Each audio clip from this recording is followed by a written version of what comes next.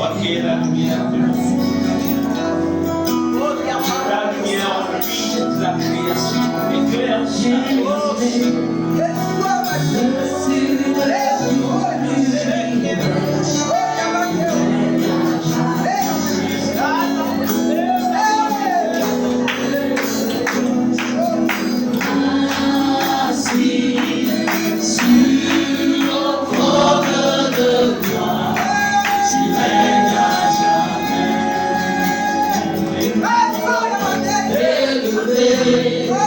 Au-dessus de tout l'univers, tu règnes à jamais. Assis sur le trône de gloire, tu règnes à jamais. Élevé au-dessus de tout l'univers, tu règnes à jamais. Assis sur le trône de gloire, tu règnes à jamais. Élevé au-dessus de tout l'univers, tu règnes à jamais.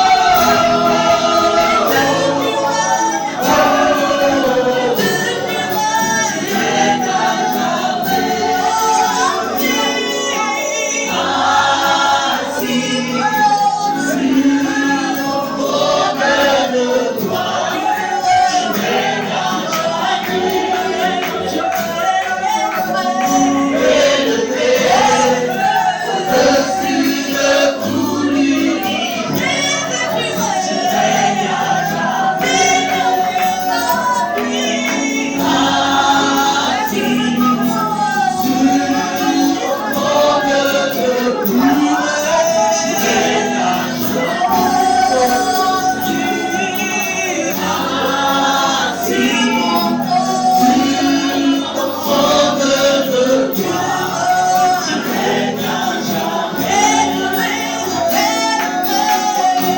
Élevé au-dessus de tout l'univers, tu règnes à jamais.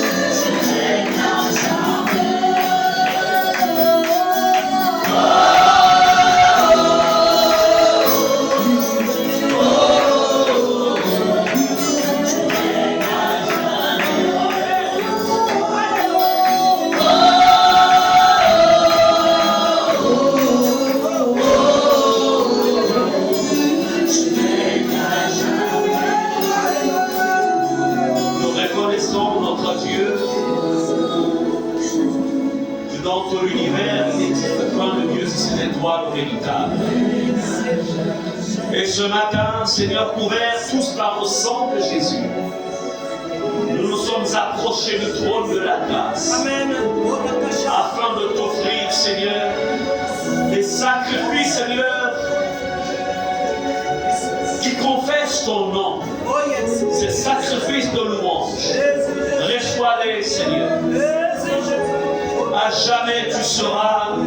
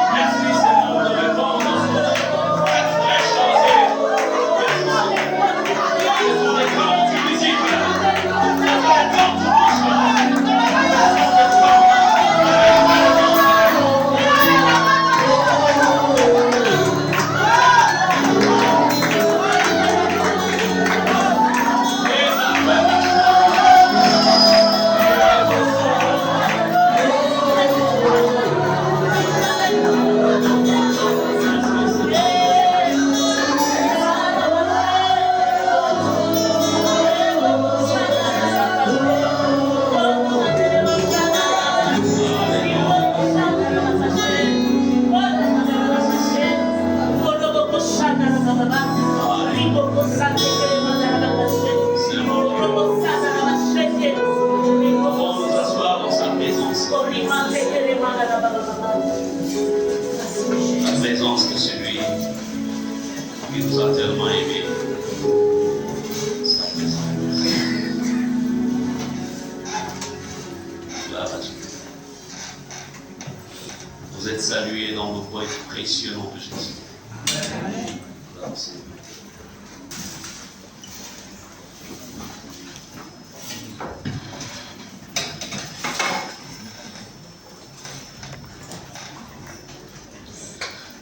Ce matin, nous allons commencer un thème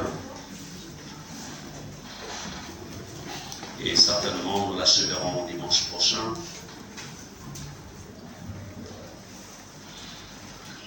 J'ai coutume de dire que nous avons tous accepté Jésus, c'est parce que nous voulons être avec lui à jamais, parce que lui nous a aimés, et comme dit l'Écriture, car Dieu a tant aimé le monde qu'il a donné son Fils unique, afin que quiconque croit en lui ne périsse point, mais qu'il ait la vie éternelle. Donc en vérité, nous avons accepté Jésus, c'est parce que nous croyons en fait en la vie éternelle. Amen. Et vous savez, nous sommes dans une période assez spéciale, assez particulière, où il est vraiment important pour chacun d'entre nous, encore une fois, de veiller, de vérifier en fait sa relation, sa communion avec le Seigneur. Nous sommes dans cette période où, dans le monde des ténèbres, il y a des programmations qui sont activées.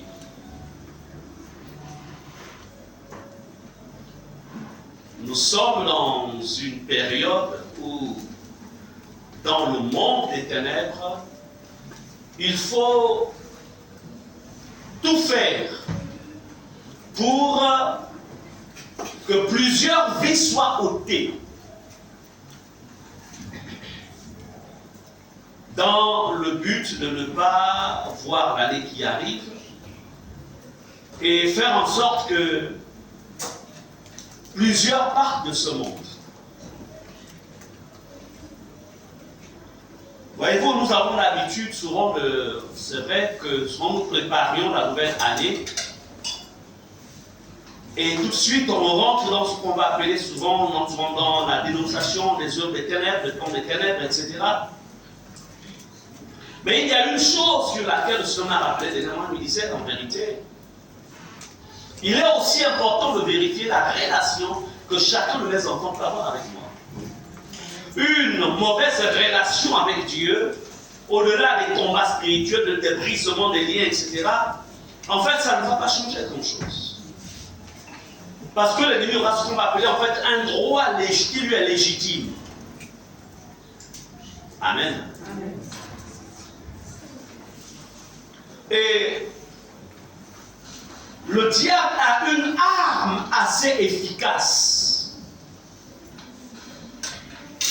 Une arme qu'il utilise, que la personne soit païenne, c'est-à-dire sans Jésus, ou même si la personne est chrétienne. Mais si elle n'a pas la connaissance, ou si elle ne veille pas. C'est pourquoi, et je voudrais vous dire que cette arme que Satan a créée, qu'il possède et qu'il a remis aussi à ses agents, en tant qu'Église et enfant de Dieu, on a besoin de dominer. Si on ne domine pas sur cette arme, on peut louer, on peut adorer, on peut payer ses dîmes, on peut tout faire, c'est bien, mais on ne pourra pas aller très loin avec le Seigneur. C'est pas le thème de le suivant. Comment dominer le péché? Amen. Amen. Répétons ensemble, comment dominer le péché? Comment dominer le péché? Le péché ne respecte pas ta position.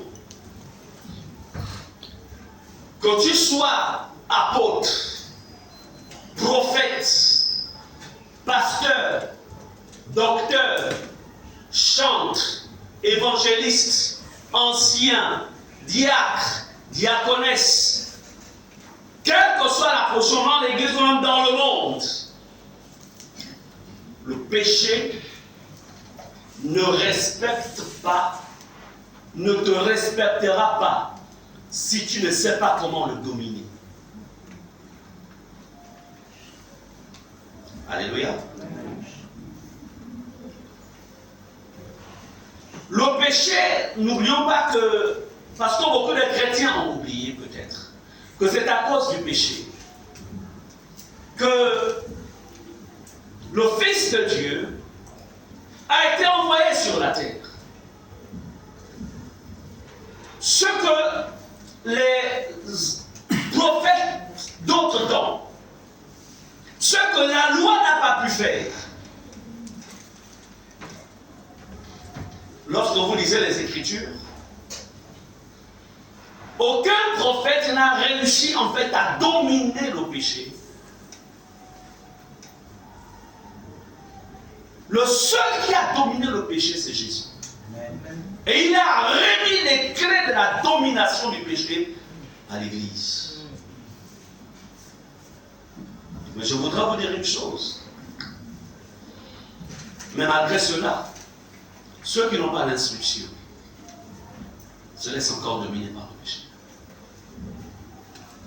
Ce matin, il va être question de vérifier dans ta vie. Est-ce que tu es dans une position de domination ou tu es dans une position de dominer? Parce que soit c'est toi qui domines le péché, soit c'est le péché qui te domine. Il n'y a pas de demi-mesure. Et à cause de cela, je voudrais vous dire une chose. En fait, beaucoup sont en train de rater le chemin du ciel. Et sont en train d'aller vers le chemin de la perdition, mais tout en chantant des louanges à l'église, tout en lisant des Bibles à la maison, tout en se disant je suis chrétien, tout en koraba, shekere, yabaso, c'est-à-dire tout en parlant à langue. Pourquoi? Parce que toutes ces choses-là n'influencent pas Dieu. Si l'élément pour lequel son Fils est venu dans ce monde, si ça continue à être expressif dans ta vie, ça ne sert à rien.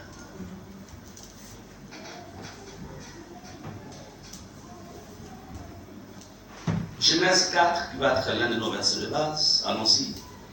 Versets 6 à 7. Genèse, chapitre 4, versets 6 à 7. Tu n'iras pas au ciel parce que tu pries beaucoup. Quoi qu'il soit important de beaucoup prier. Tu ne rentreras pas au ciel parce que tu en as fait rentrer d'autres, quoi que cela soit important. Bien-aimé, il est mieux de tout perdre et de rentrer que de tout gagner sur la terre et de perdre le ciel. Amen. Genèse chapitre 4, verset 6 à 7. Nous lisons la parole de Dieu. Et l'Éternel dit à Caïn, pourquoi es-tu irrité? Et pourquoi ton visage est-il abattu? Certainement, si tu agis bien, tu relèveras ton visage. Et si tu agis mal, le péché se couche à la porte. Et ses désirs se portent vers toi. Mais toi, domine sur lui. C'est ce que Dieu dit à Caïn.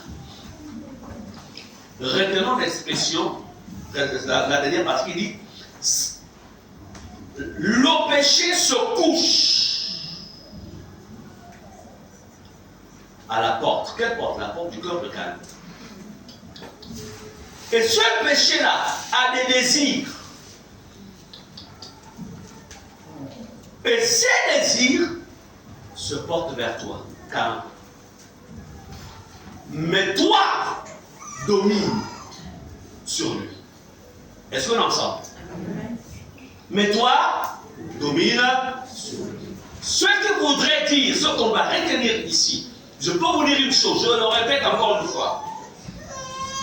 Église, je veux vous dire que lorsque écoutez, être né de nouveau, c'est une chose. Mais je peux vous garantir une chose. La nouvelle naissance, sans veiller, peut te ramener dans le monde. Et il y a un danger lorsque tu as connu la vérité. Lorsque tu as goûté au don de l'esprit. Et que la personne est à nouveau ressaisie par le péché, par le diable. La Bible dit, il est impossible à cette personne de se repentir à nouveau. Parce qu'en fait, il crucifie Jésus une seconde fois. Je peux vous dire une chose. Vous et moi. Non, pas moi quand même. Les autres, mais pas vous non plus. Les autres qui sont en Christ là, sont plus proches de l'enfer que les païens. Comment ça, pasteur? Mais parce qu'en fait, nous avons connu la parole. Et nous sommes constamment, en fait, oppressés, attaqués, dans le but de nous ramener à l'arrière. Et si quelqu'un ne veille pas, il revient. Quand il repart, quand il revient là, ça devient compliqué de le ramener. Alors que le païen, si quelques heures même avant sa mort, il y a quelqu'un qui vient nous prêcher Jésus, il accepte Jésus, il entre au ciel. Ce que Jésus a dit, les prostituées vous devanceront dans le royaume de Dieu. Il ne parle pas d'abord de prostitution sans d'aller d'homme à homme. Il parle de ceux qui n'ont pas connu bien avant. Je ne sais pas si vous réalisez cet état-là. Moi, ce soir, j'ai dit à Satan, tu n'auras jamais. Parce que je sais le mal que j'ai fait au diable, que je lui fais chaque jour. Je ne sais pas si vous réalisez le mal que vous faites à Satan. Je ne sais pas si vous le réalisez. C'est-à-dire que les gens comme nous, là, c'est-à-dire que même une seconde dans son camp, la seconde là, il envoie une crise cardiaque. Parce qu'il réalise tellement l'amour que Dieu a pour les hommes que si le gars là, je le laisse, c'est fini. Son maître va le récupérer parce qu'il va demander pardon. Et je vous dis une chose, il y a des gens comme tous ici. Satan n'est pas prêt à laisser quelqu'un qui lui fait du mal et se retrouver dans son camp même pour une seconde et penser que tu vas sortir de la vie. Je vous parle du péché. Je prêche sur le péché parce que c'est un message que beaucoup ne prêchent. Et plusieurs ne le prêchent plus parce que nous sommes dans le péché. Ce qui est bien, c'est que Jésus nous a délivrés du péché. Est-ce que vous comprenez cela? Dans la version à la colombe, écoutez ce qui dit. Genèse 4, 7. Si tu agis bien, tu relèveras la tête. Mais si tu n'agis pas bien, le péché est tapis à ta porte. C'est-à-dire que le gars, il est constamment là, quoi.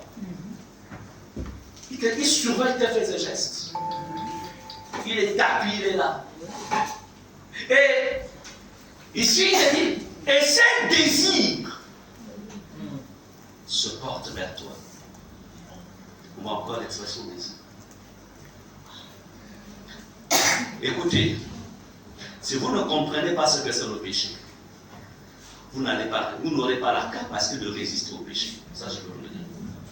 Mais si vous connaissez ce qu'est le péché, quand le péché viendra à vous, dans la forme d'un très bon gâteau, qui ira, je te reconnais, c'est toi qui es à l'intérieur, tu peux passer. Est-ce que vous comprenez cela? Un jour, le péché s'est présenté à ma porte. Le péché m'a venu me trouver au bureau. Pendant que moi, je pense que je vais faire la cure, je vais chercher à faire la cure d'âme. Vous savez, tu ne peux pas faire la cure d'âme au péché. Le péché vient, s'installe. Il était dans le corps d'une très belle femme, dans la trentaine. Mais le péché, ça pas comme ma femme si je l'avais rencontrée dans la trentaine. Donc je connais en fait la beauté d'une femme dans la trentaine. Et le péché prend la forme d'une femme qui est dans la trentaine. Donc qu'est-ce qu'il veut me proposer? Je connais ça. Je vous annonce que dans quelques jours, nous aurons 25 ans de mariage. Amen.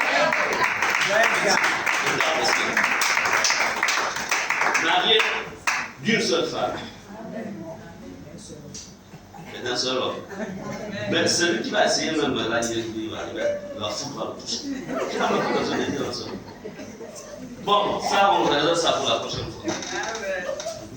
Alors, donc, parce que je connais qui est le péché se présente à moi. Je vous parle de ces choses pour dire que le péché ne respecte pas ta position. Amen. Tu peux être apôtre, tu peux être prophète, tu peux cracher, tu peux chasser les démons, tu peux tout faire. Quand le péché a décidé de te visiter, il te visite. Mais quand le péché vient à toi, il ne vient pas comme un fou ou comme une folle. Il vient à toi bien habillé, sentant le parfum à 1000 mètres. Oh, mais allez se dire proverbe. Allez se poser la question à Samson, plutôt à Salomon en commun. Amen. Le péché s'assoit. Et il commence à échanger avec nous. Et le péché me dit, juste une seule fois. Si je peux t'avoir juste une seule fois.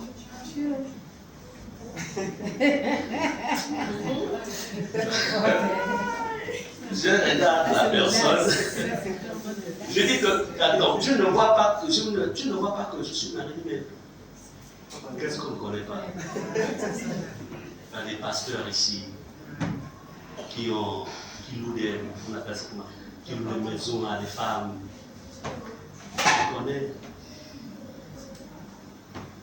J'ai pu regarder, je lui ai dit, tu sais, il y a des animaux qu'on ne mange jamais dans le monde. Il y a certains qu'on croque, il y a certains qu'on ne croque pas.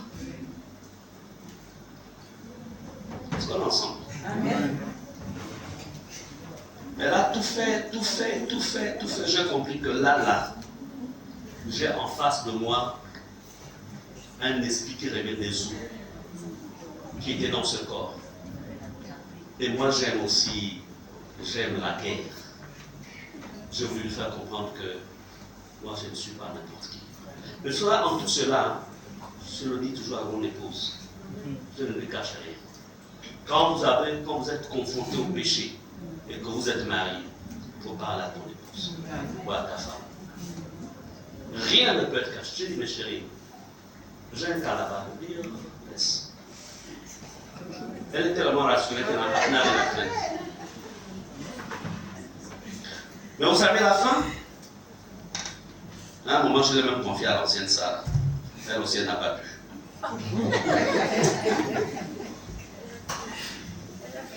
Elle a fui.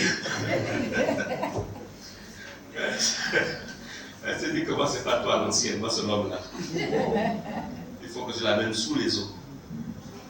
Vous savez, il y a des personnes, hein, quand vous tombez, au même instant, la personne prend votre âme et la mène dans la prison. Le péché.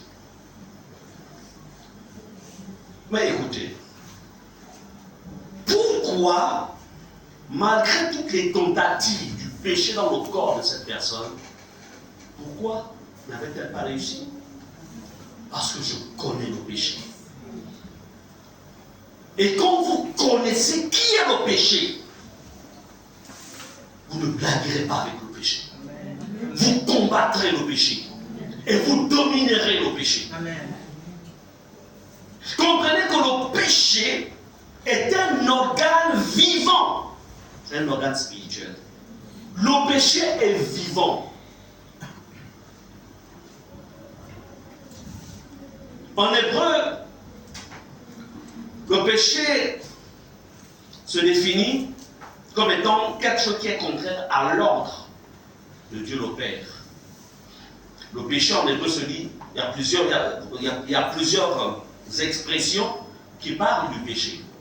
Mais le français, en fait, ne donne que le mot péché. Mais en hébreu, il y a plusieurs éléments qui déterminent ce qu'est le péché.